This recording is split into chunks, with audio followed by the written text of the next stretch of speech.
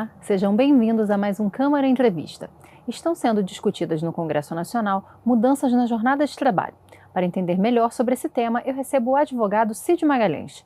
Olá, Cid, seja bem-vindo. Adriana, muito obrigado. Em primeiro lugar, eu tenho que agradecer a oportunidade de estar aqui dando uma parcela de contribuição de um tema que é da maior relevância e que eu considero e chamo a atenção daqueles, especialmente dos trabalhadores que estão nos acompanhando agora. Não fique de fora da discussão. Identifique quem o defende, identifique a posição de cada um daqueles que estão debatendo esse tema, porque ele diz muito sobre o futuro do país, diz muito sobre o seu futuro como trabalhador. Cid, para a gente começar, eu gostaria que você explicasse para a população o que exatamente está sendo discutido no Congresso Nacional hoje. O que está sendo discutido é tanta coisa, mas o que está sendo discutido hoje é a mudança de escala de trabalho, né? Hoje nós temos uma escala que é de 44 horas semanais, num sistema de 6 dias trabalhado por um dia de descanso. A proposta visa reduzir a jornada para 40 horas semanais e o trabalho de segunda a sexta-feira. Evidentemente que essa jornada, determinadas atividades, há necessidade de ajustes, né? Mas basicamente é a redução de 44 para 40 horas e o trabalho sendo realizado de segunda a sexta e não sábado e domingo. Gostaria que você falasse um pouquinho o que muda na vida desse trabalhador se essa proposta for aprovada. Olha, o que muda é, principalmente, ele ter mais tempo para a família dele. Ele ter mais tempo para ele. Não é razoável, e nós vivemos numa cidade do interior, em que eu, por exemplo, levo da minha casa 15 minutos. Se eu vier de ônibus, meia hora. De carro, 15, 10 minutos. Mas o trabalhador que sai de casa às 5 da manhã, para chegar no trabalho às 9 ou às 8, sai às 5, para chegar em casa às 9 ou 10, o nível de exaustão a que esse trabalhador é submetido é extremamente comprometedor. Comprometedor, inclusive, no que tange a produtividade dele, porque alguém que passou 5 horas dentro de um trem, que passou 3 horas numa viagem cansativa e desgastante, ele chega no trabalho com uma capacidade de produção muito menor.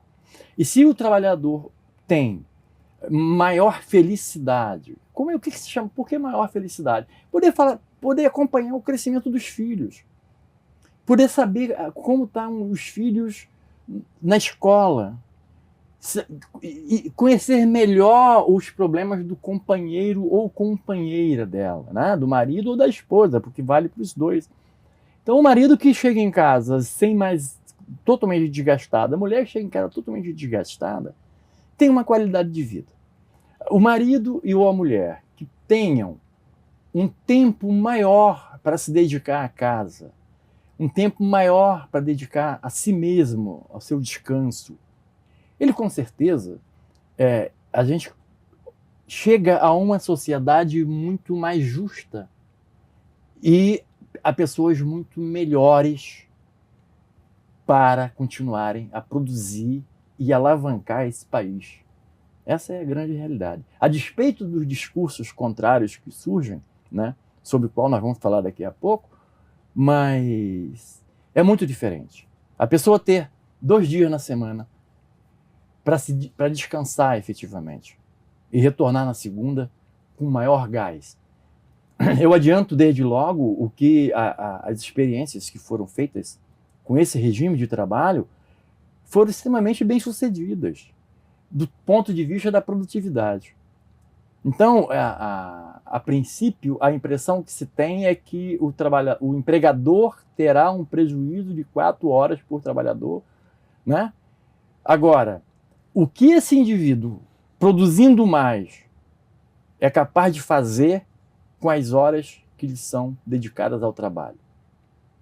As experiências mostram que ele compensa com folga essa redução da escala.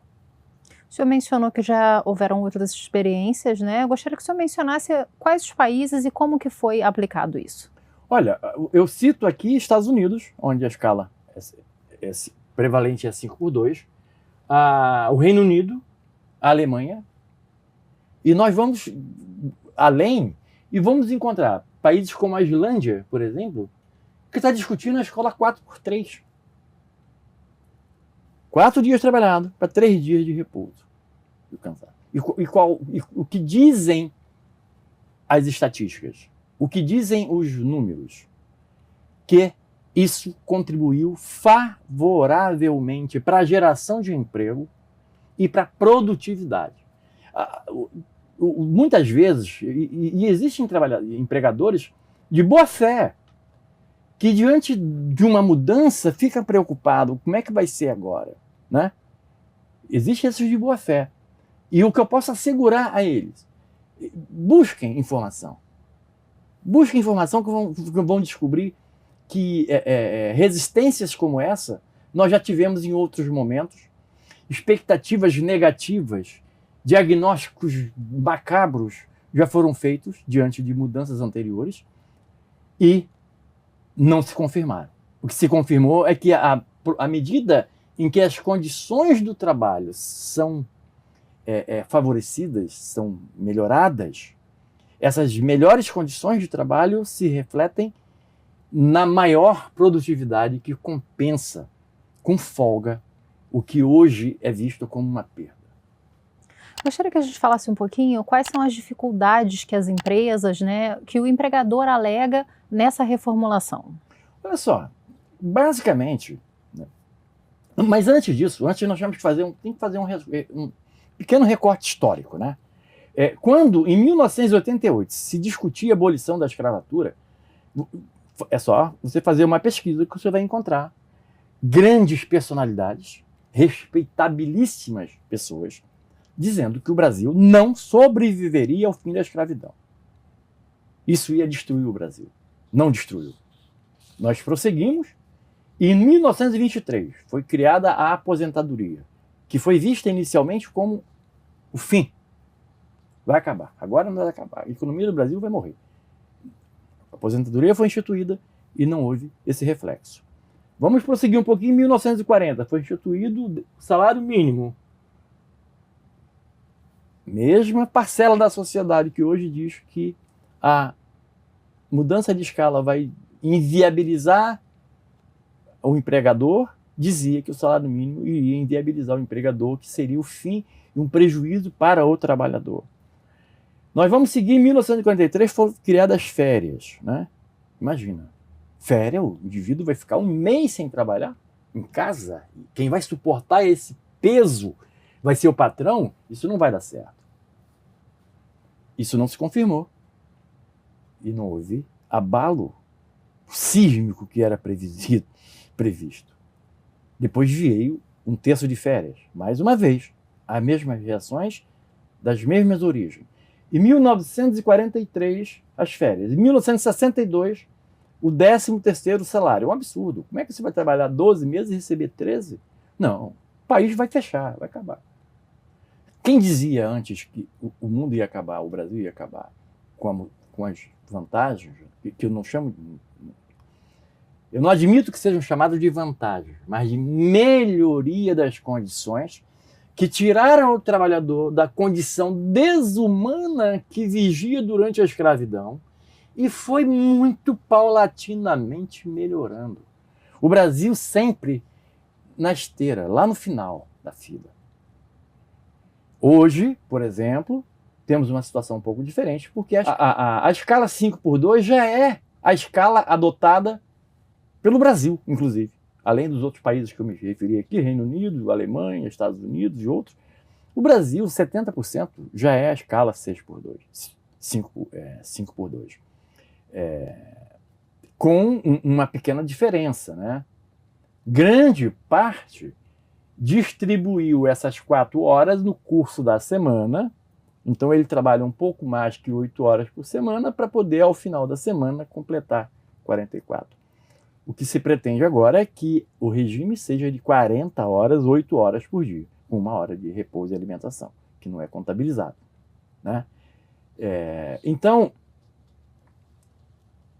quando nós vamos olhar com seriedade com honestidade para a questão e vamos olhar o resultado desses modelos ao redor do mundo, não fica nenhum argumento para quem é contra. Não fica. Não fica porque, de fato, as condições de trabalho menos penosas resultam em maior produtividade e maior lucratividade para o empregador. Essa é a grande realidade. Cid, você mencionou que a maioria dos setores hoje no Brasil já aplica uma escala 5x2. Gostaria que a gente falasse um pouquinho sobre aqueles setores que não vão conseguir fazer essa modificação. Aí existem duas coisas. Uma discussão que há no Congresso e mais uma vez você vai perceber que são as mesmas forças que antes atuavam. Como é que a abolição da escravatura se deu? Deu de forma paulatina. Primeiro, a lei sexagenária. Quem completava a idade saía do trabalho escravo. Isso foi apresentado como um grande êxito, o que não era na realidade. Porque especialmente naquela época, em que as condições de vida do escravo eram extremamente nocivas, ele não era mais produtivo nessa época. Então, foi só uma forma que eles inventaram naquele tempo de descartar um instrumento que jamais não lhe prestavam. Isso foi a lei anterior. Depois criaram a lei do ventre livre, também como uma forma de adiar o processo.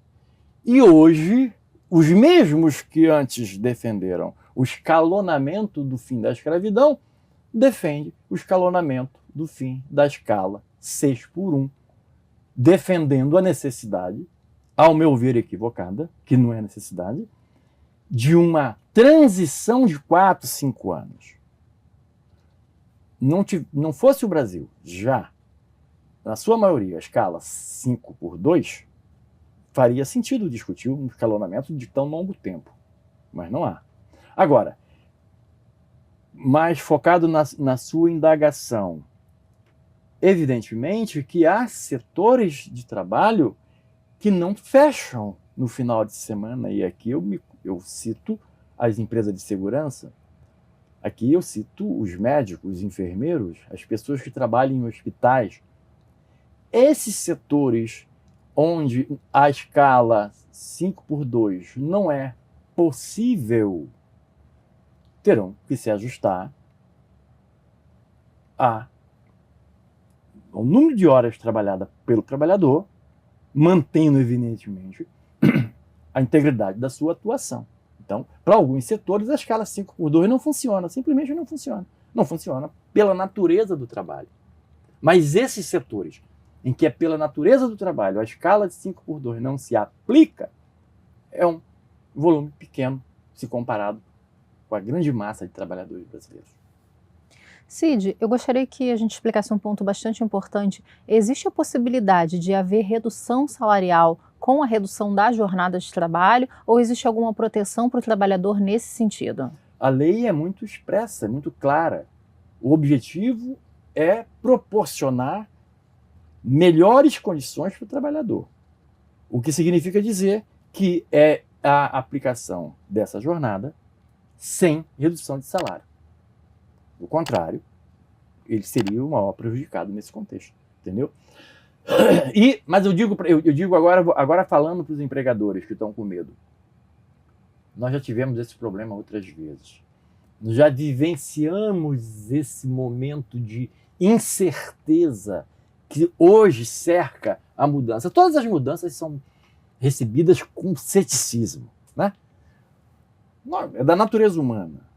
Nós temos uma tendência muito grande à estabilidade. Não queremos mudar a nossa forma de vida, não queremos mudar. Então, não querer mudar é muito comum. E com pouca informação e com uma grande desinformação que vem sendo lançada sobre o tema, é natural que os empregadores tenham receio. Isso é natural. O tempo vai lhes mostrar que não.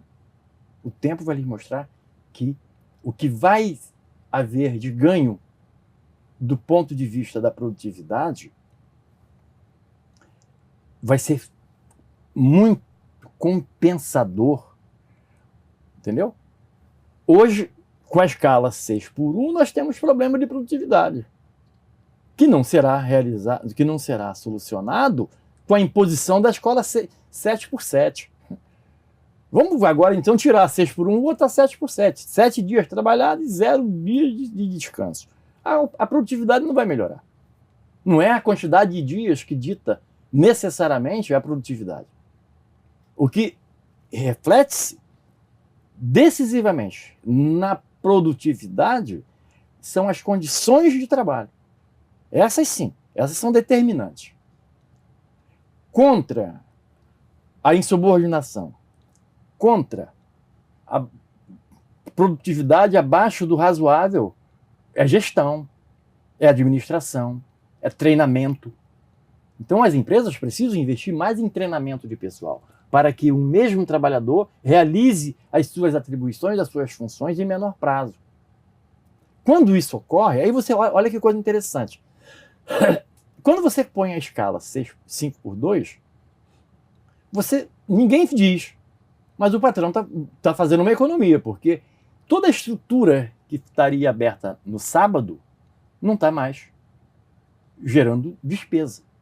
Ali ele está economizando luz, ali ele está economizando energia elétrica, luz, né? Economizando energia elétrica, está economizando combustível e uma série de outros insumos. Então, quando você tira o trabalhador do sábado, ali você gerou uma economia para o empregador. Quando você treina, quando você fiscaliza, quando você trata com humanidade o trabalhador, você o induz naturalmente a produzir em menor tempo maior volume. E isso justifica tranquilamente uma mudança de escala. E a gente vai ter pessoas muito mais felizes, muito mais de bem com a vida, né? Que vão poder conviver com os maridos, com as mulheres, com os filhos, não mais num regime de sufocamento que hoje é o que prevalece especialmente nas grandes cidades. Cid, como que as empresas e os empregadores podem começar a se preparar já pensando na possibilidade dessa aprovação? Eu volto a dizer para ti que isso não é um grande problema, porque o Brasil já adota a jornada 5x2. Como eu falei anteriormente, 70%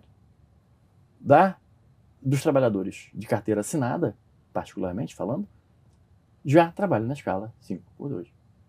Então, quer dizer, não se faz necessário um grande período de adaptação, né? Agora, naqueles setores em que hoje, eu não me refiro àqueles setores em que a escala 5x2 é impossível, estou falando naqueles setores em que a escala 5x2 é viável, né? Tecnicamente falando. O que as empresas precisam fazer? Treinamento. Rigor e cuidado na seleção. Maior diálogo com os trabalhadores. Não há muito mais além disso para ser feito. É investir em treinamento, é investir em fiscalização, porque é perfeitamente coerente que você, não, tudo bem, você agora vai trabalhar 5 dias na semana, mas nós, para continuarmos te manter aqui, nós vamos criar uma situação hipotética. Você precisa produzir 100 telhas por dia. Então, se antes você levava 2 dias para produzir 100 telhas, você precisa produzir num dia só. Isso está dentro do razoável, não é um serviço que está sobrecarregando o trabalhador, mas se ele tem condições de produzir 100 telhas, não há por que ele produzir 90 telhas. Então isso passa também por uma responsabilidade do trabalhador. É importante que o trabalhador saiba que a relação trabalhista não é uma relação onde só ele tem direito. Isso é fundamental. É uma relação recíproca, em que ele tem obrigações e direitos. O patrão, direitos e obrigações. Cid, para a gente finalizar, Se esse projeto for aprovado, quando essas medidas passam a valer? Aí há uma discussão. É uma discussão porque alguns defendem que haja um interstício, que haja um período de adaptação de 1 ano, outros de 4 anos, outros de 5 anos. Então, eu não posso responder ainda, antes da aprovação da lei, qual vai ser o modelo de tempo que vai ser. Aqueles que defendem a implementação imediata aceitam e toleram um período de 1 ano de adaptação. Aqueles que não queriam que nunca fosse feito, eles querem 5, 10, 20 anos. Se pudessem, olha, eu vou botar 100 anos de adaptação. Então, quer dizer, é preciso que haja seriedade no debate, honestidade no debate. Então, eu não vejo razão, especialmente considerando o que eu já disse anteriormente, que é o fato de o Brasil já adotar a escala 5x2 na sua grande maioria, eu volto a dizer, são uns 70%, 68%, 70% dos trabalhadores formais atuam no regime de escala 5x2. Ou seja, não demanda grande processo de adaptação. O processo de adaptação muito longo, na verdade, é uma maneira de se tentar impedir que ocorra. Já que nós não vamos conseguir que ocorra, vamos fazer com que seja o mais longe possível. Não, isso não é uma discussão honesta, isso não é sério. Não é sério, porque não se justifica tanto tempo para essa adequação. Porque, volto a dizer, mesmo sendo insistente aqui, já é a escala prevalente. E os resultados certamente vão induzir os empregadores a perceber, vai fazer com que percebam que eles só ganharam, não perderam nada. Tá certo, Cid. A gente agradece a sua participação aqui no Câmara Entrevista. Eu agradeço a oportunidade e me coloco, como sempre me coloquei, à disposição para algum tema que seja de interesse coletivo. Eu penso que é importante que a gente tenha esse debate.